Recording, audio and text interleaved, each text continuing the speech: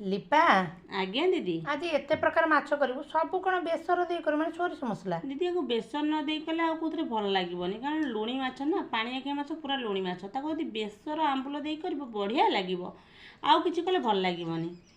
ତୋର ତ ପାଣି ଆଖିଆ ମାଛ ପ୍ରିୟ, ଆକୁ ଗରମ ଭାତରେ ଦେଇ ଦନାଦନ ନାଦି ଦେବୁ ଏଇଖିଣି ଭାତ ଆଉ ମାଛ ତରକାରୀ। ଆଉ ଯେଉଁ ଶଙ୍କର ମାଛଟା ତାକୁ ବେସର ଦେଇକି ଟମାଟୋ ବେସର ଦେଇକି ଯଦି ଭାଜିବ ବଢ଼ିଆ ଲାଗିବ। ଆଉ ଚିଙ୍ଗୁଡ଼ିଟାକୁ? ଚିଙ୍ଗୁଡ଼ିଟାକୁ ବେସର ଦେଇକି ଭାଜି, ସବୁବେଳେ ତ ତରକାରୀ ଖାଉଛି, ଆଉ ଟିକେ ବେସର ଦିଆ ଭଜା ଖାଇବି। ଆଉ ତାକୁ ତାହେଲେ ଉପରବେଳା ଯେଉଁ ସଜ ପଖାଳ ଖାଇବୁ କହୁଛୁ ସେତିକିବେଳେ ଖାଇଦେବୁ ଚିଙ୍ଗୁଡ଼ି ସହିତ ସଜ ପଖାଳ ଆଉ ବଢ଼ିଆ ଲାଗିବ। ଆଉ ତାପରେ ଏଇ ଶଙ୍କର ମାଛଟା କେତେବେଳେ ଖାଇବି ଦିଦି? ସେଇଟାକୁ ରାତିରେ ଖାଇବୁ, ତା ତ କଣ୍ଟା ନାହିଁ, ଅନ୍ଧାରରେ ଖାଇଲେ ବି ଚଳିବ, ସେଇଟାକୁ ରାତିରେ ଖାଇବୁ।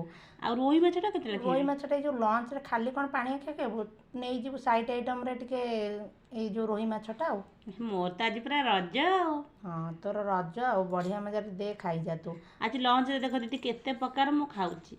ହଉ ଖା, ଆଉ କ'ଣ କରିବା, ପିଲା ଲୋକ ଝଡ଼ିଗଲୁଣି, ଖାଇ ପିଇକି ଟିକେ ସୁସ୍ଥ ରହ, ଆଉ କ'ଣ କରିବା।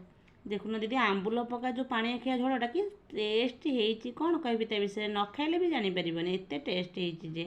ହଉ ତାହେଲେ ଆଉ ତୁ ଖାଇ କହିଲେ ଚଳିବ, ତୁ ଖାଇଲେ ମୁଁ ଖାଇଲା ଭଳିଆ ହେଲା।